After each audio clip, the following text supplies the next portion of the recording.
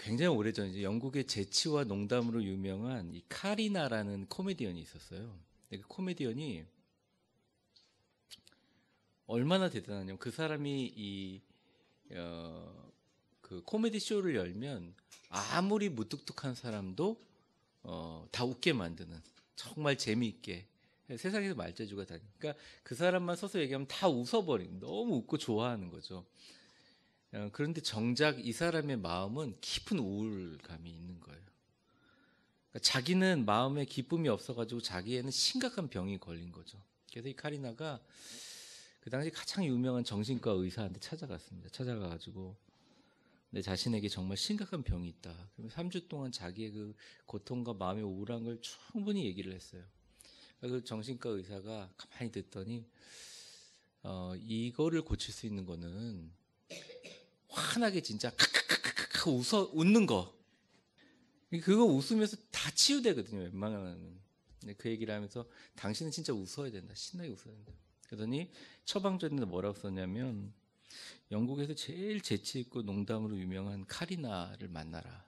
그 사람 아시죠? 그러니까 네, 알고 있습니다. 그럼 가서 한번 그분의 코미디를 들어보세요. 그분이 못 웃기는 사람은 없습니다. 그러니까 선생님 제가 카리나인데요. 그랬다는 거예요. 제가 이걸 보면서 우리 목사님들을 좀 생각하고 이 땅의 크리스찬들을 생각했습니다. 사실은 크리스찬들은 돈이 없어도 기뻐야 되거든요. 왜냐하면 우리는 천국으로 인도될 뿐만 아니라 우리가 가지고 있는 가치는 어마어마한 거예요. 다 다르죠. 교회 오신 구성원들이 100명이든 200명이든 10명이든 다 각자의 생각이 달라요.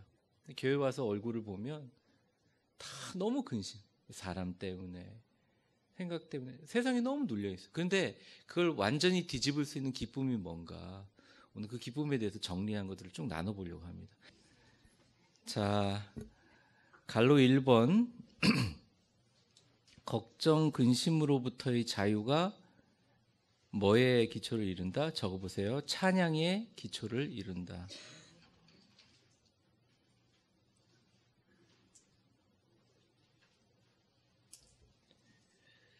늘 나의 힘으로 산 사람들은 쓸데없는 걱정이 많아요. 근심이 많아요. 네. 그러니까 찬양할 수가 없죠, 당연히. 감격으로 눈물로 찬양해라 그래도 고문이죠, 그 말이. 근데 걱정과 근심을 하나님이 탁 걷어줬을 때 엄청난 기쁨이 되면서 그게 자연스럽게 찬양이 나오는 게 이 순리 아닙니까? 오늘 시편 30편 11절에서부터 12절까지 읽어보면 같이 읽어보죠. 시작. 주께서 나의 슬픔이 변하여 내게 춤이 되게 하시며 나의 베옷을 벗기고 기쁨으로 띠우셨나이다. 이는 잠잠하지 아니하고 내 영광으로 주를 찬송하게 하려니 여호와 나의 하나님이여 내가 주께 네, 인간이나 사람은 똑같은 것 같습니다. 고통과 근심이 있으면 그것만 생각하고 죽을 것 같아요. 근데 그 죽을 것 같은 일이 하나님의 은혜든 어떤 방법이든 이게 해결이 되고 놀라운 방법으로 회복이 되면 갑자기 밀려드는 엄청난 기쁨이 있어요. 그러니까 이 시편 30편 쓸 때 엄청난 다윗에게 고통이 있었지만 딱 이 일을 하나님이 해결해 주시니까 이 슬픔이 변하여 춤이 되고 엄청난 희열이 생기는 거죠. 그리고 12절에 보면 내가 잠잠하지 아니하고 내 영광으로 주를 찬송한다. 하나님이 나를 영광스럽게 해줬다. 너무 기쁘다. 여호와 나의 하나님이여 내가 영원히 감사하리로다. 자, 시편 30편 이렇게 썼다고 뭐 시편 40편 보면 다시 뭐 바울이 여전히 감사합니다. 그게 아니라 또 슬프고 힘들잖아요. 이게 시편에 보면 모든 인생의 고백이 다 들어있어요. 이렇게 우리 성도들의 얼굴을 보면 늘 어둡고 늘 그냥 이렇게 힘드신 분도 있는데 이제 그게 평소의 얼굴이죠. 근데 어떤 분은 어떨 땐 너무 밝은데 어떨 땐 너무 힘이 빠져 있고 그리고 아예 좋은 일이 있는데도 에너지를 너무 많이 써가지고 다 지쳐서 그러니까 막 말라버린 나무처럼 힘이 이렇게 빠져 있는 경우가 많아요. 그래서 저녁 예배 오실 때 보면 제가 이렇게 보면 더 기도해야겠구나. 여러분 기도 제목이 저한테 다 있잖아요. 네.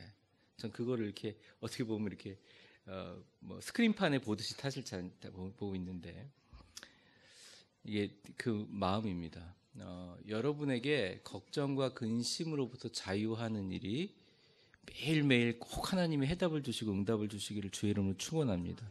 일단 기쁨의 기초는 이런 거예요. 좋은 일이 있어야 기쁘죠. 당연한 겁니다. 나쁜 일이 계속 있는데 목사님이 왜 기쁘지 않습니까? 이러면 진짜 고문이잖아요. 근데 그건 당연하다. 두 번째, 갈로 2번 보겠습니다. 그 이유는, 근데 우리 신앙인들이 기뻐하는 이유는 뭐여야 되냐면, 이번 일로 통해서 하나님이 나를 그래도 사랑하시고 보호해 주셨구나. 그래서 적어보세요. 그 이유는 하나님께서 우리를 보호하신다는 것을 알기 때문에 모든 근심, 보호 적으셨죠? 모든 근심을 하나님께, 좀 칸이 작긴 하지만 맡길 수 있다. 맡길 수 있다.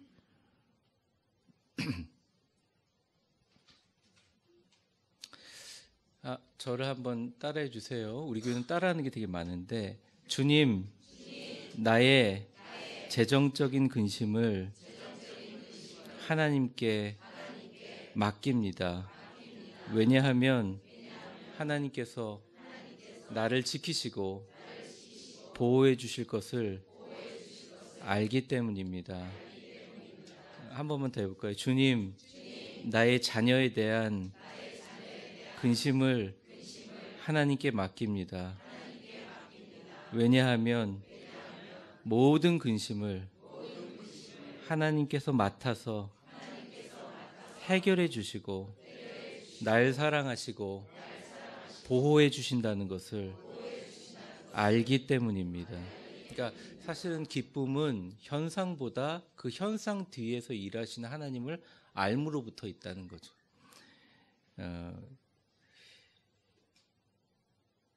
그래서 갈로 3번에 보시면 제가 참 자주 얘기했을 거예요. 히포의 어거스틴이라는 그 교부가 얘기한 거죠. 그리스도인은 머리서부터 발끝까지 뭐가 되어야 된다?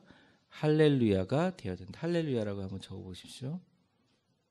자, 요한복음 15장 11절이 이제 그 화면 나와 있는 같이 한번 읽어보겠습니다. 시작.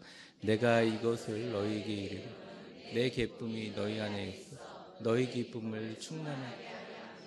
그러니까 그리스도인의 기쁨은 어느 것 하나 하나님과 관계가 없는 기쁨이 없다는 거예요. 그리스도의 기쁨은 어느 하나 예수님의 은혜와 관련되지 않는 기쁨은 없다는 거예요. 주님께서 그래도 나를 예배 자리로 오게 하셨구나. 주님께서 그래도 나를 지키시고 계시는구나. 그러니까 이 기쁨을 예수님께서 뭐라고 하냐면 내 기쁨이 너희 안에 충만하게 되어 그 기쁨으로 너희도 기쁘게 한다라는 거죠. 그런데 주님의 기쁨은 주님의 기쁨이고 내 기쁨은 내 기쁨이라고 따로 하는 사람은 잠깐 기쁠 수는 있어도 흔들리는 낙엽처럼 그 기쁨이 오래 가지도 못하고 그 기쁨으로 인하여 더 갈망하게 되고 갈증하게 돼요. 그러니까 이런 거죠. 예수님 없이 내가 부자가 되기 위해서 노력을 해서 뭔가를 성취했으면 참 기쁜데 예수 그리스도가 없고 신앙이 없기 때문에 그 기쁨에 그 근원 되시는 예수님과의 교통이 없는 기쁨은 금방 또 다른 갈망으로 퍼지게 됩니다. 그래서 물론 우리 교인들이 물질적인 축복과 여러 가지 제가 늘 말씀 녹음할 때 하는 기쁨의 그 충만한 조건들을 다 갖춰야 되지만 기본적으로 진짜 기쁨은 여러분들 안에 있는 영적인 싸움이라는 거예요. 어떤 싸움이냐? 내가 하나님의 기쁨이 되느냐, 그리고 하나님이 나에게 주는 게 내 기쁨이 되느냐. 즉 포도나무와 가지처럼 예수님이 갖고 있는 직접 그 기쁨이 내 기쁨이. 예수님 기쁨이 뭐겠어요? 한 생명이라도 더 구원하는 거 아니겠어요? 그러니까 우리가 삶 속에도 기도할 때 하나님 너무 시간이 없어요. 내가 너무 물질이 없어요. 내가 건강이 너무 나빠요. 자녀들이 너무 말을 만들어요. 아니면 내가 정말 교회에 나오는데 마음적으로 힘들어요. 이 모든 것의 아픔과 근심의 이유가 진짜 그것 때문만이 아니라 내가 이래서 주님의 기쁨인 복음 전도하는 일에 집중을 못합니다. 그래서 제가 마음이 슬프니 주님, 내가 복음 전도할 수 있도록 나로 하여금 그 기쁨을 나에게 주시옵소서. 이게 주님 기쁘시게 하는 기도거든요. 예수 그리스도께서 겟세마네 동산에서 너무너무 이 잔이 나한테 무겁고 가능하면 이 잔을 저한테 돌려주시기를 원하지만 주께서 원하시면 내가 이 잔을 지겠습니다 라고 하는 그 순수한 마음이 진짜 기쁨을 만들어낸다는 것입니다. 그래서 히포의 어거스틴이 그리스도인의 머리서부터 발끝까지 할렐루야가 된다는 것은 뭐라고 표현해야 되나, 근치상자, 정신 이상자처럼 할렐루야 그러고서 막 떠들고 다니는 사람들이 아니라 정신이나 이성 잃고 아니면 막 하늘에서 돈벼락이 계속 떨어져가지고 맨날 생글생글 웃고 다니면서 깔깔깔깔 이러고 다니는 게 아니라 좋은 일이 계속 생겨가지고 좀 정신 못 차리는 그런 일이 아니라 그냥 하루하루 삶을 살면서 나의 기쁨을 건드리는 일이 있고 슬픈 일이 있고 또 소소한 기쁨이 있지만 내 삶의 아침에 일어나서 저녁에 잠들 때까지 깊이 있는 기쁨은 내가 그리스도인으로서 복음을 전하고 나의 삶 자체가 교회를 위해서 하나님 나라 이루어가는 이 공동체를 이루어가는데 내가 기여하고 있다는 깊은 기쁨, 예수님이 정말 이 세상을 향한 그 세상의 삶의 목적에 대한 깊은 기쁨이 나한테 있지 않으면 그 기쁨은 없다는 거죠. 거기에 대한 부연 설명이 기쁨의 능력 섹션에 있습니다. 두 번째 보면 기쁨의 능력이라고 있는데요. 일단 갈로 1번의 빈칸을 한번 채워보죠. 주의 기쁨이 우리의 힘이 된다. 힘하고 한번 적어보세요. 힘. 느헤미야 8장 10절 우리 한번 같이 읽어보겠습니다. 시작. 느헤미야가 또 그들에게 이르기를 너희는 가서 살진 것을 먹고 단 것을 마시되 준비하지 못한 자에게는 나누어 주라. 이날은 주의 성일이니 근심하지 말라. 여호와께로 인하여 기뻐하는 것이 너희 힘. 네, 요 역사적 배경을 잠깐만 말씀드리면 느헤미야가 그 성전이 회복되면서 다시 한번 성전 건축을 하면서 사실은 성전 건축을 하면서 일을 하고 성전을 세워가는 이 일과 더불어 가장 중요한 것이 거기 있는 포로 시기로부터 귀환한 이스라엘 백성들의 이 무너진 마음과 영적인 것을 회복하는 게 우선이거든요. 그런데 참 신기하게 예전에 그 성전터에서 그 하나님의 다 그 포로 시기하면 다 불태워졌던 하나님의 그 말씀이 발견된 거예요. 이 하나님의 그 두루마리 말씀이 발견된 거예요. 모세오경이겠죠. 근데 그것을 딱 펼쳐서 읽으니까 모든 백성들이 울었어요. 감격해서. 모든 백성들이 울었어요. 이 감격은 말할 수가 없어요. 너무너무 그러니까 하나님 말씀을 들었다는 것도 상징성이 있지만 그동안 포로 생활하면서 제대로 눈치 보여서 신앙생활도 못했는데 어마어마한 기쁨이 있어서 사람들이 눈물 출줄 흘리는 거예요. 그때 느헤미야가 그런 모습도 너무 좋지만 이젠 제발 살찐 것 먹고 단 것 마시고 준비하지 못한 자에게 다 나눠주고 이날은 주님이 허락하신 성일 거룩한 날이니 근심하지 말고 여호와를 인하여 기뻐하는 것이 너희 힘이니라 얘기했다는 거예요. 이 배경을 좀 아시면 달라지는 거예요.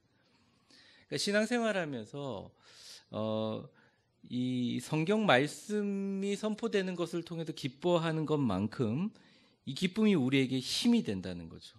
이 말씀 자체가 우리에게 굉장히 힘이 되고 감격하며 하나님 말씀 통해서 감격하면서 기뻐하는 게 너희 힘이라라고 얘기했다는 것입니다. 뭐 군대 시절 얘기는 재미없는데 제가 그 3, 4군 학교에 이제 장교 훈련 받으러 갈 때가 30이 넘었을 때 가서 받았어요. 그러니까 보통 교관들이 몇 살이었냐면 빨간 모자 쓴 교관들이 이제 장교 훈련 시키는데 21살, 22살이에요. 근데 원래 이제 목사 후보생들을 그렇게 훈련시키지 않는데 그 당시 국방부 장관이 전투군종이라는 개념을 만들었어요. 전투군종. 딱 우리 때 하다가 너무 사고가 많이 나서 그만두는 이유가 있습니다. 전투군종이라고 해서 보통 이 사법고시를 합격하고 이 법무관으로 온 사람들, 그 다음에 의사고시를 합격해서 의사 면허증을 가지고 있는 의대 졸업생들, 그러니까 군의관, 군법무관, 그 다음에 군종사관 이렇게 세 부류를 모아서 경북 영천에 있는 3, 4군 학교 화산 유격장을 중심으로 해서 교육을 시키는데 국방부 장관이 전투군종을 만들어라. 그러니까 전투 뭐 군의관을 만들어야 그러니까 전투자가 들어가니까 밑에 전부 다 밑에 뭐 국방부 장관이 별 4개, 3개, 2개, 1개 벌써 대령 소령 전부 다 엄청 긴장한 거예요. 그러면 전투군종을 만들어 어떻게 훈련을 빡세게 시켜야겠다. 막 시키는데 뭐 신부님들 같은 경우 말을 잘 안 듣잖아요. 목사님들 좀 말을 듣는지 몰라도 스님들도 말 잘 안 듣거든요. 스님들은 어릴 적에 머리에 안수를 수계를 빨리 받아가지고 나이들이 다 어려요. 저보고 형 그러고 막 다니고 그랬어요. 그러니까 뭘 뛰어도 스님들이 제일 잘 뛰어요. 산을 맨날 뛰어다니다 보니까 1.5km 그게 합격이 돼야지. 근데 참 군대가 잔인한 게 1.5km 뛰었잖아요. 선착순으로 5명이 들어왔어요. 그럼 안 뛸라 그랬겠어요? 6등서부터 안 뛸라 그랬겠냐고요. 6등 들어온 사람 못 뛰는 사람들 아니에요. 근데 그 시간 맞춰서 다시 선착순을 해요. 3번 뛰면 몸에 있는 걸 다 토해냅니다. 그렇게 전투군정을 2개월 하다가 2명인가가 병원에 가고 1명인가 기절을 했어요. 그러면 천주교에서 주교도 오고 난리가 나서 국방부 장관이 미안하다고 그 개념 없애야 되겠다고 하면서 딱 우리 때 한번 하다가 만 일인데 왜 제가 이렇게 길게 얘기하냐면 아니 교회를 안 보내는 거예요. 목사에게 훈련시키면 교회를 보내야 되는 목사인데 주일은 성수하게 해줘야 되는데 안 갈라 그러면 이 새끼가 그러면서 22살 21살짜리들이 대가리 박어 군인 수칙 외워 막 이러니까 사실 그렇게 앉는다고 하고 왔는데 다른 선배들 야 괜찮아 그냥 잘 대우해 줄 거라고 왔는데 막상 이게 전투군종 개념 때문에 너무 그러니까 교회 못 가게 하는 게 이렇게 서러운지 몰랐어요. 그러다가 그 3, 4군 학교에서 드디어 군교회를 한번 딱 보내준대. 진짜 초라하기 그지없는 교회에 목사님 설교도 뭘 하는지 모르겠는데 딱 들어가서 아무 찬양이든 부르는데 거기에 앉아있던 모든 목사님들이 그냥 머리를 박고 대성통곡하고 우는 거예요. 찬양이든 설교는 상관 계속 꺼이 우는 거예요. 그 다음에 초코파이 주니까 막 얼굴 시커매고 다 먹고 막 먹고 막 그리고 막 제 생전 그렇게 감격스러운 예배는 처음 드렸던 것 같아요. 진짜로. 제가 왜 이 얘기를 하냐면 하나님의 말씀에 감격해서 오는 것은 우리의 상황 가운데 기쁘고 만족하고 행복한 상황에서 잘 일어나질 않아요.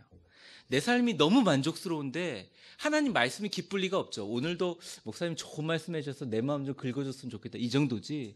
하나님 말씀에 내 지옥 같은 삶에 얼마나 이게 보석 같은 건지를 깨닫지 못한 사람들은 억지로 예배가 맡기거나 예배가 완전히 철저하게 이렇게 되어 있는 완전히 못하게 하는 이 핍박받고 압제받는 곳에는 어마어마한 그런 폭발적인 예배의 감격이 있다는 거예요. 제가 얘기했잖아요. 중국 가면 100절까지 부르고 전도사님이 한 번 더 부르십시다 이렇게 얘기하는데 막 4시간을 팍팍 뛰면서 막 찬양을 하고 막 예배를 드려도 누구 하나. 기쁨은 삶이 즐거울 때도 있지만 삶이 너무 힘든데 하나님이 나에게 만져주시고 만나주시고 말씀을 통해서 할 때 이게 에스라가 성경의 두루마기를 발견했을 때 우리의 예배에 끊어져 있고 단절된 가운데 하나님의 음성을 발견했을 때 그 기쁨이 회복될 줄 믿습니다. 이게 어떻게 보면 고통 가운데 말씀으로 회복되는 훈련의 과정이라는 것이죠. 갈로 2번에 보면 영적 훈련을 적어보세요. 지속할 수 있게 해주신다. 엄청난 고통을 통해서 터득된 거예요. 야구 선수들이 시속 140km로 공을 던지는데 공을 끝까지 컨택할 때까지 보면서 치는 사람이 얼마나 어디 있겠어요. 그러니까 본다고 생각하면 수많은 이미지 훈련 트레이닝을 해서 되는 거거든요. 그러니까 고통이 필요한 거예요. 근데 나중에 눈 감고는 못 치지만 눈 뜨고서는 제대로 칠 수 있는 거죠. 그러니까 신앙의 훈련에 이런 아픔과 있을 때 기도로 이기는 게 헛된 것입니까? 아니요. 유익한 것이란 말씀. 뭐 더 이상 하지 않겠습니다. 그 다음에 기쁨에 이르는 길 순종. 자, 이것은 말씀을 한번 읽어봐야 될 것 같아요. 누가복음 11장 27절과 28절 같이 읽겠습니다. 시작. 이 말씀을 하실 때 무리 중에 한 여자가 음성을 높여 이르되 당신을 뵌 태와 복이 있나이다 하니 예수께서 이르시되 오히려 하나님의 말씀을 듣고 지키는 자가 복이 있는데 예수님이 물론 사람들에게 몰려서 또 하나님의 뜻이기 때문에 십자가의 못을 박히시긴 했지만 예수님이 짧게 3년간 사역하실 때 엄청난 그 인기가 있었어요. 그러니까 쉽게 말하면 유대에 있는 모든 종교자들이 두려워할 만큼 30대 초반의 젊은이가 그 모든 유대인들의 종교 지도자들 떨게 할 만큼의 권세와 인기와 이게 진짜 파퓰러했다는 굉장히 그 붐이 일어났다는 거죠. 게다가 그것을 통해서 오히려 로마 정부를 전복할 정도의 그 민중적인 힘을 모으는 것으로 로마 사람들을 설득할 정도까지 그런 굉장히 파워가 있었어요. 그러니까 한 여자가 예수님을 보면서 당신은 메시아고 당신이라는 메시아를 속에 배서 당신을 낳은 엄마는 얼마나 복이 있느냐. 이게 카톨릭에서 늘 쓰는 말이에요, 이게. 근데 카톨릭은 요 얘기는 하지만 성모 마리아는 얘기지만 그 다음 구절 한번 보세요. 예수님 뭐라고 하시냐면 진짜 복이 뭐냐. 28절 같이 읽겠습니다. 시작. 예수께서 이르시되 오히려 하나님의 말씀을 듣고 지키는 자가 복이 있느니라. 하나님의 말씀을 듣고 지키는 자. 여러분 아세요? 제가 가끔 제 마음이 흔들릴 때 제 설교를 다시 듣습니다. 제가 설교대로 하고 있는가 다시 점검을 해봅니다. 뭐 미운 마음이 생길 때도 있고 뭐 아시겠지만 우리가 이제 노예 가입 절차를 밟고 있고 너무나 감사하게 막 돕는 사람들이 생기고 있는데 그거 되고 나면 정식으로 우리 교회 인테리어도 하고 간판도 달고 또 여러분들 세운 직분들 노예 통해서 임직하기도 하고 그런 이제 과정들이 쭉 되면서 아직도 뭐 여러분 다 아시겠지만 말도 안 되게 때로는 문자로 때로는 다른 것으로 막 괴롭히고 그렇게 힘들게 하는 가슴을 막 발기발기 찢는 일들이 사실 여러분들 목회하고는 상관없이 저한테는 있거든요. 네, 그렇다고 대항할 수도 없고 멈추게 할 수도 없는 상황에서 제가 서 있는데 그때마다 제가 갖고 있는 생각들이 물론 흔들리죠. 그런데 그때 제가 하나님 말씀을 통해서 이것을 듣고 지키면서 이겨내기도 하고 극복하기도 하고 사실 그런 것보다 교회 내에서 오해를 하거나 의심을 하는 게 사실은 밖의 공격보다 더 힘들긴 하지만 어쨌든 그런 일들을 만나면서 가슴에 피가 줄줄줄 흘러요. 여러분들도 이제 겸손히 주를 섬기면서 교회 섬길 때 힘든 일이 많잖아요. 그런데 그때 나에게 주시는 그날 하루의 말씀을 가지고 내 마음을 지키고 그 말씀을 지키면서 그 승화해 나고 극복할 때 이게 왜 나한테 이렇게 훈련만 하지? 나한테 왜 이렇게 나를 소비시키게 만들지? 이렇게 생각하다가 제가 이 말씀을 들으면서 오히려 하나님의 말씀을 듣고 지키는 자에게는 엄청난 자부심과 기쁨의 복이 있다. 이것을 깨닫게 되었습니다. 하나님 말씀에 얼마든지 대항하고 반항하고 싶어요. 하나님, 이번만 제가 한번 이거 끝까지 한번 가볼게요. 하나님, 이번만 자꾸 그 사람 불러서 한번 봅시다. 하나님, 이번만 제가 원래 제가 가지고 있던 생각과 지식과 준비해놨던 것 갖고 얘기하고 싶습니다. 그런데 하나님께서 No, 네, 순종하겠습니다. 하나님 방법대로 기도하고 그 사람을 위해서 간구하고 그렇게 할 때 그게 고통인 줄 알았는데 제가 돌이켜 보니까 하나님 말씀을 듣고 지키는 자에게 엄청난 복이 있다는 거죠. 이 극복과 자부심과 기쁨이 있다는 거예요. 이게 바로 말씀에 대한 순종이라는 거죠. 진짜 순종이 그런 거라는 거예요. 그러니까 내 하나님 말씀에 순종해서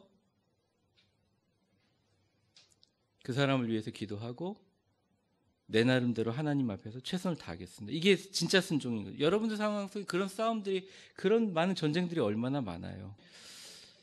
익숙해지지는 않지만 저도 그렇지만 하나님 나라 갈 때까지 계속 연습해야 되는 부분이라고 생각합니다. 그래서 이번에 보시면 빈칸을 한번 채워보세요. 진정한 찬양이 나오기 위해서는 일상생활 속에서 순종이 스며들어야 한다. 순종이 없는 찬양은 공허한 소리가 될 뿐이다. 목사의 말에 순종입니까? 아니요. 하나님의 말씀에 순종합니다. 그때로는 목사의 말씀을 통해서 선포되든 성경을 읽으면서 선포되든 여러분들이 신앙서적을 읽으면서 보든 상관없어요. 여러분의 마음에 박혀서 이것은 내가 받아들이고 순종해야겠다. 여러분의 의가 아닌 진짜로 그럴 때 순종할 때 그 안에 놀라운 찬양의 소리가 나온다는 거예요. 이게 나머지는 되게 공허한 소리가 된다는 거죠. 3번 갈로 3번 하나님이 원하시는 바는 문제를 적어보세요. 중요한 말인데 피하는 것이 아니라 문제를 변화시키는 것이다. 적으셨어요? 네, 문제를 피하는 것이 아니라 문제를 변화시키시는 것이다. 우리가 어려운 가운데 찬양을 돌릴 때 주님의 임재하심으로 큰 변화의 능력이 나타난다.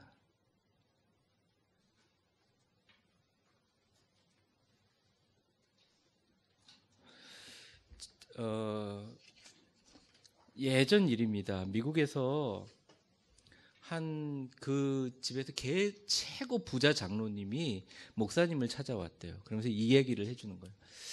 그 주일날 맨 앞에서 예배를 드는 여자 집사님이 있는데 애가 5인데 너무 형편이 어렵다는 거죠. 형편이 너무 어려운데 근데 그 여자 집사님으로는 감당하기 어려울 만큼 매주 헌금을 한다는 거죠. 그러니까 물론 부자들에게는 아무런 돈도 아니지만 그 여자분이 남편을 잃고 5명의 애를 키우면서 남의 집 빨래를 하면서 받은 돈인데 그 돈을 이제 헌금을 늘 하고 있는데 장로님의 마음에 이 여자분이 그 힘들게 빨래해서 번 돈으로 5명의 애들 먹이기도 어려울 텐데 이렇게 꼬박꼬박 헌금하는 것에 마음이 아파서 이제 목사님께 온 거예요.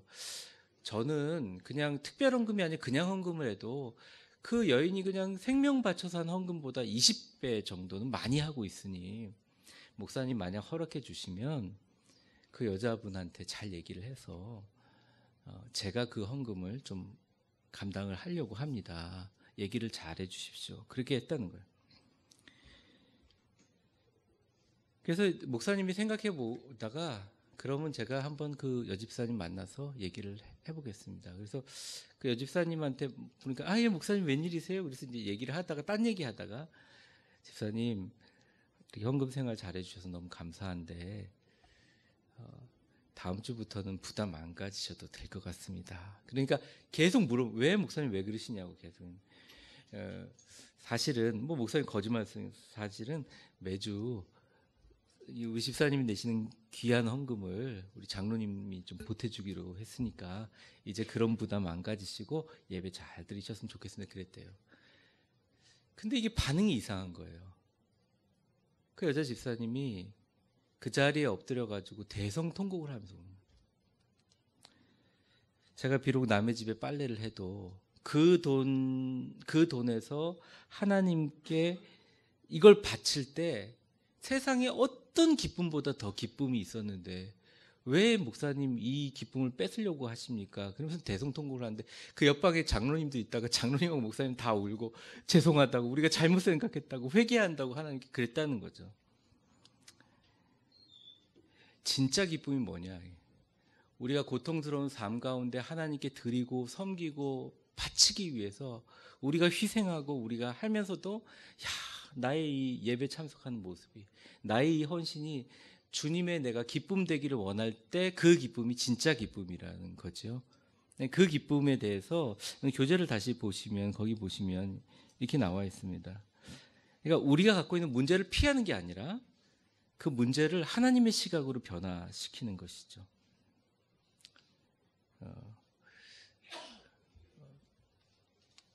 그래서 저는 이제 기쁨을 제일 잘 정리한 구절이 뭐냐? 저는 이제 빌립보서 4장 뭐 4절에서 7절까지인 것 같은데 염려가 없는 기쁨에 대해서 좀 말씀을 드리려고 해요. 6절서부터 7절만 한번 읽어보겠습니다. 시작. 아무것도 염려하지 말고 다만 모든 일에 기도와 간 너희 구할 것을 하나님께 아뢰라. 그리하면 모든 지각에 뛰어나는 하나님의 평강이 그리스도 예수 안에서 너희 마음과 생각을 지키시. 자, 밑에 갈로 1번 보시면 빈칸을 한번 채워보세요. 아마 예전 교회 성경공부할 때도 요 구절이 있었을 겁니다. 염려하지 말고의 단계에서 감사함으로의 단계로. 염려하지 말고의 단계에서 감사함으로 단계. 염려하지 만다는 것은 이제 수동적인 방어적인 신앙생활이고 감사하는 것은 공격적인 신앙생활이라고 할 수 있죠.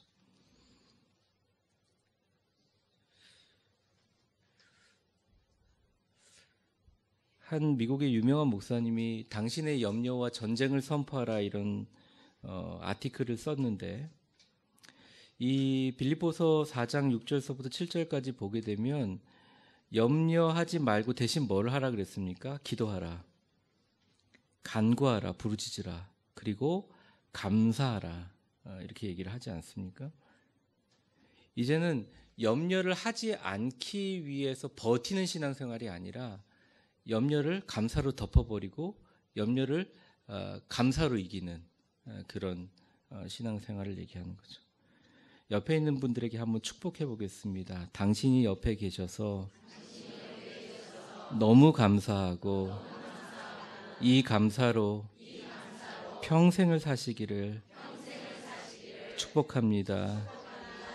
그러니까 다른 교회 얘기를 들어보니까 제가 그 노트에 막 적었는데 감사할 제목이 너무 많은 거예요. 막 신라통을 부어가지고 싸우고 제가 이렇게 들으면서 야, 난 너무 행복하구나. 그런 거 보면 너무 행복하구나. 그러니까 이 감사할 것은 언제든지 찾을 수 있는 거죠. 그러니까 내 안에 염려와 근심에다가 감사할 걸 막 적어보니까 염려와 근심 별 생각이 안 나요. 네. 여러분 한번 오늘 저녁에 가서 감사할 것을 많이 한번 생각해 보시기 바랍니다. 그 갈로 2번에 보시면 아무것도 염려하지 말라 해서 염려라고 적으시고요. 마태복음 6장 31절서부터 32절까지 바로 위에 구절이 있는데 읽어보겠습니다. 그러므로 시작. 그러므로 염려하여 이르기를 무엇을 마실까 무엇을 입을까 하지 말라. 이는 다 이방인들이 구하는 것이다. 너희 하늘 아버지께서 이 모든 것이 너희에게 있어야 할 줄을 아시니. 그러니까 어릴 적에 좀 유복하지 못하고 어렵게 사신 분들은 가장으로서 자신의 삶을 책임져야 했어요.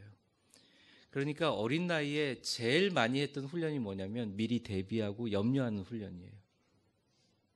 그리고 실제로 그렇게 열심히 살아오셨어요. 그리고 그 모든 성도들의 인생에 저는 진심으로 존경을 표합니다.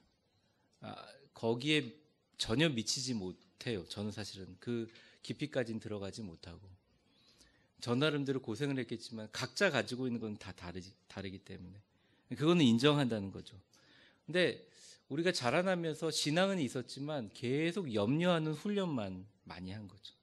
염려를 하고 그 염려가 내 마음에 오면 이것을 어떻게 해결할까 하면서 실제 일이 벌어지기 전까지 염려하느라고 힘을 많이 빼는 경우가 많았다는 거죠. 그래서 보면 좀 건강하신 분들은 좀 대범해요. 이렇게 염려할 일이 이렇게 있잖아요. 저도 배워야 되는 염려할 일이 이렇게 있잖아요. 근데 여기까지 염려하잖아요.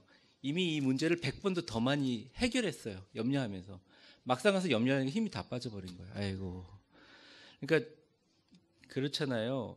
저희 애들도 막 불주사, 요즘에는 불주사 없잖아요. 주사 맞힐 때 보면 주사 맞힌다고 데려가면 낑낑낑 울고 그러는데 막 도망치고 잡고 창피해가지고 미국 보건소에서 공짜 주사 맞힌다고 애들 데리고 왔는데 울면서 도망쳐 다니고 잡아고 창피해.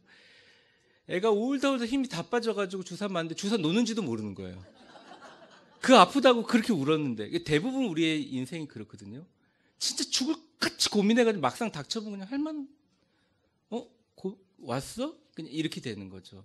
근데 이제 건강한 사람들은 일단 그거 닥칠 때가 잊어버려. 그냥 내일 일이니까 자자. 그냥 먹자. 그냥. 네. 염려하지 말고의 단계가 아니라 무엇을 먹을까, 무엇을 입을까, 무엇을 마실까 하지 말고 한번 저를 따라해 보겠습니다. 하늘 아버지께서 너희 하늘 아버지께서 이 모든 것이 너희에게 있어야 할 줄을 아시느니라. 하나님이요 주는지 안 주는지는 잘 모르겠지만 알고는 계시더라고요. 기도를 깊이 하면. 너 힘들지? 너 쉬고 싶지? 너 속상해서 욕하고 싶지? 다 알고 계세요. 근데 하나님 아버지가 모르고 있고 하나님조차도 나를 아니라고 생각할 때 우리가 슬픔이 있고 염려가 있는데 하나님 다 알고 계시니 주여 역사하여 주시옵소서. 우리 그런 것들. 그래서 이걸 터득하기 전까지는 기쁨의 영이 임하지가 않아요. 3번 보세요. 아무것도 염려하지 않기를 터득하기 전에는 기쁨의 영이 임하지 않는다. 갈로 4번입니다. 터득이라고 적으셨어요. 아무것도 염려하지 않기 위해서는, 여기 중요합니다. 줄 쳐보세요. 하나님에 대한 깊은 신뢰를 바탕으로, 여기도 중요합니다. 무엇이든지 구하여야 한다. 우리가 주식이나 이런 다른 데 투자할 때는 막 분산 투자하면서 하나님께 이렇게 이거는 구해도 안 들어주실 거야, 그런 게 있잖아요. 그러지 말고 하나님께 깊은, 빈칸 채워보세요. 하나님께 대한 깊은 신뢰를 바탕으로 무엇이든지 구해야 된다. 기도 카드가 있어야 되고 기도에 대한 어떤 많은 걸 구해야 되는. 그 다음 장 넘어가 보겠습니다. 자, 여기는 좀 빨리 가죠. 자, 기쁨이 주는 유익이 뭐냐? 갈로 1번. 우리 자신을 너무 심각하게 생각하는 데서 구출해 준다. 활기차고 재미있는 사람으로 바뀌어준다는 거죠. 기쁨이 있으면. 자기 자신을 바보처럼 휘하하기도 하고요. 내 자신이 너무 대단한 사람이라 생각하면 교회든 직장이든 사회든 국가든 세계 평화든 다 내가 걱정해야지 이루어질 것 같이 생각돼. 근데 아니라는 거예요. 하나님의 은혜 안에서 내 자신을 더 겸손하게 내려놓으면 하나님이 우리에게 더 큰 기쁨을 주신다는 거예요. 두 번째, 슬픈 감정을 해결하는 효과적인 방법. 여러분, 그 슬픈 감정이 있을 때 어떤 사람을 만나면 막 방전이 되는 사람들이 있어요. 만나면 막 에너지가 뺏겨서 내가 막 배터리가 방전되는 분. 근데 그런 분들은 슬플 때는 만나지 말고, 좀 만나면 막 배터리가 충전되는 막 그런 분이 있으면 만나시면 좋을 것 같아요. 이게 그런 주변 사람을 만나게 해달라고 기도하는 게 좋죠. 3번, 자유함 가운데 기쁨이 자주 커진다. 기쁨과 웃음. 많이 웃을 수 있는 코미디 프로그램을 많이 보십시오.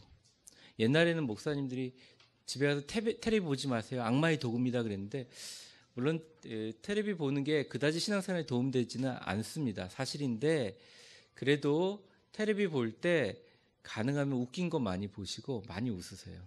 가족끼리 앉아서.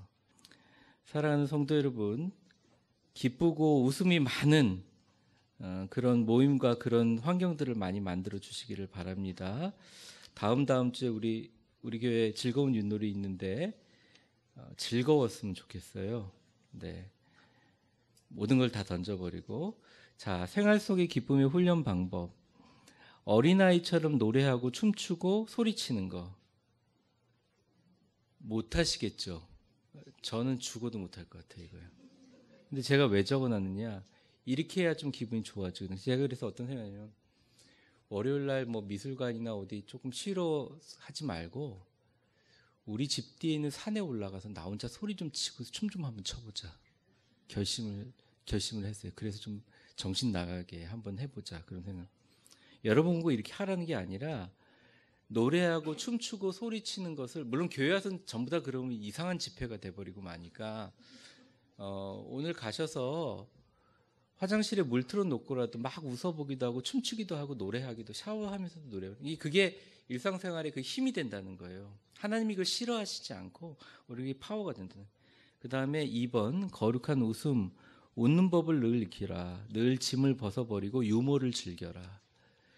우리나라 유머집을 제가 찾아봤어요. 우리나라 유머집을 갖고 설교를 할 때 다 성적인 농담이에요. 저질스러운 농담. 그 설교하면 전 바로 쫓겨나요. 쓸 게 하나도 없어요. 교보문고에 가서 유머집 11권 들고 다 읽어봤어요. 좀 쓸만한 게 거의 쓸 게 없어요. 그래서 겨우겨우 유태인의 유머집 쓰는데, 그것도 그래요. 근데 진짜 유머는 뭐냐면, 유머집을 많이 읽어서 막 자녀들에게 농담도 하고 그러면서 즐기라는 거예요. 세 번째, 상상과 환상의 창의적인 재능을 발견해라. 죄송합니다. 하루 종일 일하시는 분들한테 이런 얘기를 하는 건 제가 잘못이라 생각하지만, 가능하면, 보니까요, 제가 이 구리시에도 보고 또 이렇게 보니까 요 근방에 무료로 이렇게 훌륭한 예술가, 그런 분들에게 작품을 전시하는 데도 있고, 또 백화점에도 가면 뭐 한 층을 미술 같은 거 보는 것들, 뭐 이런 예술적인 활동들, 제가 볼 때는 막 트로트나 딴따라 음악을 틀고 다니면서 즐기는 건 좀 아니겠지만, 찬양도 틀어놓지만 좋은 클래식을 듣는다든지 아니면 아름다운 경음악을 듣는다든지 자기 자신의 다운된 감정을 계속 하려고 노력. 네 번째가 되게 중요한데 제가 이 추석 맞아서 말씀을 드리려고 하는데 이번 주 설교에도 좀 언급을 하려고 하는데 4번 같이 읽어보겠습니다. 갈로 4번 시작. 가족의 행사를 축전과 감사. 애들한테 그래요. 가끔 전화해서 얘들아 우리 집으로 와라. 그럼 애들 다 긴장합니다. 엄마 아빠가 뭘 야단치시려고 잔소리하려고 올라오는데 여기에서 애들을 분가시킨 사람들에게는 해당되지 않겠지만 예전에 아이들이 있을 때 야, 네 방에서 나와서 좀 아빠 방으로 와라. 그럼 애들 다 긴장해요. 뭘 또 지적하나. 근데 매일 하루에 아이들이 모여서 애들 얘기 들어주고 같이 웃고 농담하고 소통하는 시간들을 가지는 훈련을 하면 그 아이들의 그 자존감이 굉장히 높아지고 삶이 그렇게 부드럽게 되더라고요. 또 좋은 짝도 잘 만나게 되는 게 가족이 평안하고 그러니까 엄마와 아빠 사이가 그렇게 막 이렇게 밝고 그러면 그걸 보면서 애들이 진짜 그럴 만한 사람들을 그렇게 행복하게 살 배우자를 기가 막히게 잡아갖고 와요. 참 신기해요. 그래서 어느 가정에 시집 보내고 장가 보내고의 중요한 게 지금부터 무슨 기도를 해야 되냐면 이 아이들이 나중에 시집 장가를 가서 어떤 가정을 만날 때 그 가정이 세상에서 가장 천국 같고 기쁨이 있고 좋은 가정을 만나게 해주세요. 그 가정에서 오는 힘 때문에 어떤 일도 이겨낼 수 있거든요. 그러길 축복합니다. 그리고 그런 곳을 만들어야 되는 거죠. 가정 예배를 드리실 때도 너무 딱딱하게 하지 마시고 재밌고 편안한 분위기로 이걸 정례하는 게 좋겠습니다. 이건 나중에 자세히 말씀드리겠습니다. 자, 한번 저를 따라해 보겠습니다. 밑에 시작. 나는 잘 될 것이다. 나는 긍정적인 사람이다. 나는 좋은 습관을 가진 사람이다. 나는 사랑할 줄 아는 사람이다. 나는 최선을 다하는 사람이다. 나는 비전이 있는 사람이다. 나는 믿음으로 늘 그것을 자기 자신을 향해 선포하세요. 내가 아니더라도 상관없어요. 네, 요약해 보겠습니다. 1번 같이 읽겠습니다. 시작. 그리스도인 늘 그 이유는 하나님께서 우리를 보호하신다는 걸 알고 있기에 우리의 근심을 맡길 수 있기 때문에. 2번 우리의 신앙이 염려하지 말고의 단계에서 감사함의 단계로 하나님께 무엇인지 구하는 기쁨을. 네, 1번, 2번은 한번 해보시고요. 우리 같이 오늘 말씀 갖고 기도하는 시간 갖겠습니다.